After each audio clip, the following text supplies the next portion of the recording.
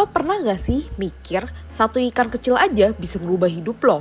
Gue pernah, dan ternyata dari situ hidup gue berubah total. Awalnya cuman iseng beli guppy di pasar, masukin ke akuarium, terus mikir gimana ya kalau gue bikin tank lebih cakep dikit. Langsung gue ketarik, dikit-dikit gue mulai belajar cycling, bakteri starter, white spot, water change, tanaman. Tiba-tiba udah ngabisin jutaan buat lampu, pupuk, filter, heater, akuarium. Gue punya aquascape dari kecil ke gede, bahkan tank tanpa filter. Tapi gak selalu mulus, dari cupang pertama gue sampai axolotl yang lompat keluar tank, banyak yang metong di tangan gue. Intinya sih, gue gagal, gue belajar lagi, dan gue bangkit. Dan yang paling gila, semua itu berawal dari beberapa ikan kecil ini doang. Jadi ini bukan soal aquascape, ini soal perjalanan. Ini soal gimana satu keputusan kecil bisa ngerubah semuanya. So, ini cerita gue tentang tank pertama gue dan kenapa sampai sekarang gue gak bisa lepas dari dunia akuatik ini. Gue tuh sebenarnya dari dulu suka pelihara hewan.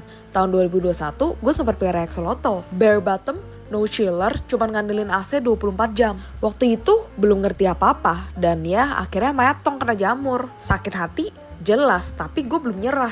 Flashback lebih jauh, zaman sekolah gue juga pernah pelihara cupang. Tapi karena gue gak ngerti rawatnya, asal kasih makan, asal ganti air, ya ujung-ujungnya metong juga. Akhirnya gue sempat break selama beberapa tahun, tapi tahun 2023 gue balik lagi. Kali ini niat, gue beli akuarium kecil isinya gapi-gapian. Lucu-lucu sih, warna-warni, rame, tapi lo tau gak? Gue gak ngerti cycling, gak pakai bakteri starter, gak cek suhu, gak cek parameter. Gue pikir tinggal isi air, masukin ikan, kelar. Ternyata enggak, dalam seminggu satu-satu mulai metong. Badan mereka putih-putih dan gue baru tahu kalau itu white spot. Dan gue gak prepare apapun buat nge-treat mereka. Gak ada garam ikan, gak ada obat, gak ada heater. Gue cuma bisa ngeliatin satu-satu mereka metong, dan itu bener-bener nyesek banget. Dari situ perjalanan gue bener-bener mulai, bukan cuma belajar, tapi juga nyelam makin dalam ke dunia aquascape. Dan jujur dari kegagalan pertama itu, gue justru makin semangat. Karena ternyata dunia ini luas banget dan seru banget. Setelah tragedi white spot itu, gue bener-bener ngedown. Tapi gue gak nyerah. Gue riset semua, mulai dari nol. Tapi kali ini jangan asal-asalan. Gue bongkar tank gapi gue yang udah kosong. Gue bersihin semua, gue ganti setup. Gue nonton video, baca forum, scroll IG sampai tengah malam cuman buat nyari referensi skip. Dan akhirnya gue beli cupang pertama gue di pasar. Random banget. Gue inget banget dari semua cupang di pasar, itu doang yang warnanya pink, ekornya half moon. Gue masukin ke tank baru, gue susun pakai tanaman dan batu. Itu pertama kalinya gue ngerasa kalau cupang dimasukin ke aquascape itu cakep banget. Terus yang bikin kaget, si cupang ini damai-damai aja hidup sama neon tetra. Gue kira si neon tetranya bakal dihabisin sama cupang, tapi enggak loh.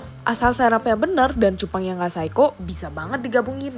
Dari situ gue makin penasaran. Gue mulai pelan-pelan cari tahu soal tank mate, ukuran minimal tank, filter yang cocok buat cupang. Dan yang paling penting, gue akhirnya ngerti soal cycling. Gue beli bakteri starter walau awalnya masih pakai merek random yang botolnya bahkan gak ada label komposisinya. Tapi setidaknya pada waktu itu gue mulai ngerti bakteri starter itu penting, cycling itu wajib. Water change itu gak bisa asal, dan tanaman bukan cuma buat hiasan tapi bantu nyerap amonia juga. Dan lo tahu apa yang paling satisfying? Cupang pertama gue itu bertahan, gak metong, gak stres, malah makin aktif dan juga ngejoget tiap kali gue dateng. Dari situ tuh gue mulai ketagihan. Gue bikin tank kedua, ketiga, keempat. Gue beli cupang lagi, nyoba cara yang beda-beda. Ada yang tematik moss doang, ada yang pakai kayu-kayu kecil dan daun ketapang. Gue mulai mainin lighting, substrat, flow air, semuanya deh. Momen itu jadi titik balik. Gue ngerasa ini bukan cuma hobi doang, tapi kayak pelampiasan kreativitas. Dan buat pertama kalinya, gue bangga bilang kalau ini aquascape bikinan gue sendiri. Tapi lo tau gak, perjalanan gue gak langsung mulus setelah itu. Gue pikir udah ngerti cycling, udah pakai bakteri starter,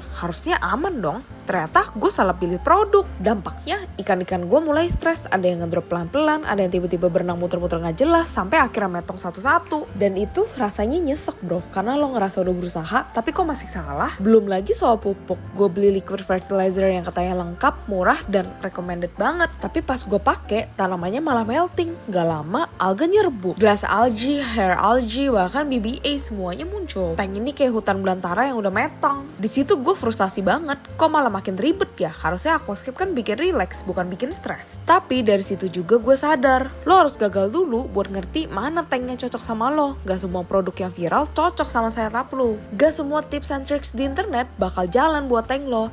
Dan ya kadang lo harus kehilangan dulu buat ngerti nilainya. Gue mulai belajar bandingin produk, baca review beneran, pelan-pelan ganti satu-satu treatment gue. Dan di situ pelan-pelan tank gue mulai stabil lagi. Setelah banyak banget yang jadi korban, gue akhirnya mulai pelan-pelan ngeraba. Oke, mungkin ini saatnya gue nyari formula gue sendiri. Gue mulai selektif, gak asal beli produk. Gue belajar ngebaca komposisi, nyari review beneran, nontonin video aquascaper luar yang breakdown bahan aktif. Akhirnya ketemu tuh satu titik terang. Gue coba pakai bakteri starter yang legit buat cycling ulang. Dan hasilnya beda banget. Air cepet stabil, ikan gak ada yang ngedrop. Pupuk pun gue ganti ke yang lebih aman, no nutrien, dan gak ngundang alga. Tiba-tiba tanaman tumbuh, daun gak melting lagi, dan air kelihatan hidup. Nah dari situ gue mulai nikmatin prosesnya. Gak cuma soal tank dan treatment, tapi juga masuk ke dunia cupang yang surprisingly fun banget. Gue ingat banget masa-masa awal gue ikutan lelang cupang online. Tiap weekend sambil makan mie, buka live seller, liatin satu-satu cupang yang dijual. Ada yang warnanya ngejreng banget, ada yang ekornya artistik, ada juga yang rare banget sampai langsung rebutan. Serunya bukan cuma menang atau kalah, tapi feel kompetisinya tuh dapet. Dari lelang-lelang itu, gue makin ngerti soal kualitas. Mulai bisa bedain mana cupang yang wow di kamera dan mana yang emang kualitas top tier. Mulai kenal istilah kayak marble, avatar, koi galaksi, bahkan sampai ke jenis-jenis wall beta yang dulu gue gak tahu sama sekali. Rasa deg-degan pas bidding, terus nunggu pengiriman, terus unboxing ikan yang lo udah impikan seminggu terakhir. Itu rasanya priceless bro. Lama-lama aquascape gue pun ikut berkembang. Gak cuma asal naruh ikan, tapi mulai mikir gue mau bikin rumah yang layak buat mereka. Dan di momen itu gue ngerasa gue nemu feel-nya dunia aquatic ini cocok banget buat gue. Tapi jujur ya, seiring waktu gue mulai ngerasa jenuh. Lelang cupang yang dulu bikin deg-degan mulai terasa repetitif, warnanya mirip-mirip, patternnya juga begitu-begitu aja. Gue ngerasa udah gak dapet excitementnya yang sama kayak di awal-awal. Akhirnya gue mulai cari sesuatu yang beda. Gue scroll IG, nonton YouTube, dan nemu beberapa seller Thailand yang jual cupang-cupang yang unik yang gak bakal lo lihat di pasar lokal. Warnanya halus, bentuk elegan, dan vibe-nya beda banget. Gue pikir, kenapa enggak sekali-kali coba import sendiri. Gue ngulik sendiri cara import cupang. Dari karantinanya, pengiriman udara, sampai adaptasi pas nyampe ke Indo. Dan jujur agak nekat sih, tapi seru. Gue beli 4 cupang dari Thailand. Satu Dumbo Giant Half Moon White Platinum, sisanya Wild Beta Smaragdina. Tapi perjalanan mereka gak semuanya mulus. Ada yang dari awal nyampe sampai dipelihara berbulan-bulan kagak baik-baik. Ada yang mentalnya drop, ada yang kuncup terus. Iya, tapi gue juga dapat pelajaran besar. Yang tersisa sekarang cuma satu, si Wild Beta Smaragdina biru. Dan dia jadi titik balik gue jatuh cinta sama jenis wild. Di akhir tahun 2023, setelah sekian lama fokus di cupang dan aquascape kecil, gue mutusin buat comeback ke salah satu hewan yang dulu pernah gagal gue rawat, axolotl. Dulu banget tahun 2021 gue sempet pelihara axolotl di tank bare bottom tanpa chiller, cuma ngandelin AC 24 jam. Gagal total karena jamur dan akhirnya metong, tapi gue selalu punya rasa bersalah karena itu. Jadi di 2023 gue coba lagi, tapi kali ini gue siapin semuanya lebih serius. Gue serap tank di 45x27x30, AC tetap standby, tapi kali ini gue tambahin cooling fan. Axolotl pertama yang gue pilih leucistic, putih, bersih, imut banget. Beberapa bulan kemudian gue nambah satu lagi, dark wild, biar ada teman. Awalnya semua kelihatan fine, mereka makan, berenang bareng, tidur bareng. Gue pikir wah berhasil nih. Tapi suatu malam gue bangun dan si leucistic sudah ada di luar tank, loncat dan udah agak kering. Gue bener-bener shock, gue gak nyangka tank sekecil itu ternyata bikin mereka saling stres. Gue pikir karena air dingin dan ada hiding spot semuanya aman. Ternyata enggak, axolotl itu butuh ruang, butuh jarak, apalagi kalau ukurannya mulai gede. Akhirnya gue rawat si dark wild sendirian, namanya Truffle.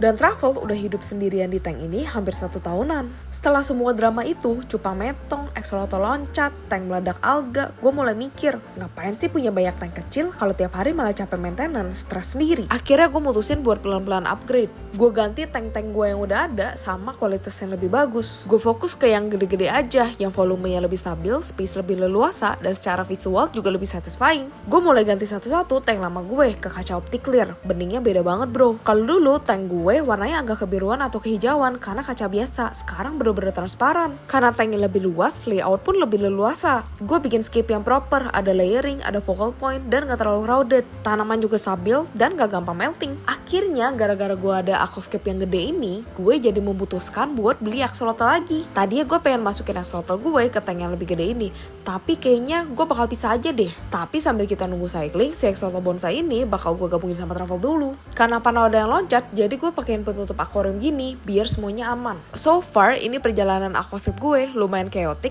tapi seru banget. Gue nggak tahu pasti kedepannya kayak gimana, tapi yang gue tahu perjalanan gue di dunia aquascape ini belum kelar. Karena selama gue masih punya satu tank kecil, air yang jernih, tanaman yang bertahan, dan satu ekor ikan atau udang yang berenang pelan-pelan, gue bakal bikin terus aquascape, gue bakal terus belajar, dan gue bakal terus cerita. Ini aquascape gue, dan ini cerita di baliknya. Kalau lu punya cerita kayak gue, tulis di komentar, gue baca satu-satu. Dan kalau lu punya ide peliharaan unik yang harus gue coba selanjutnya, drop juga ya, siapa tahu itu jadi chapter berikutnya. Thank you udah nonton, see you di video selanjutnya. Peace out guys.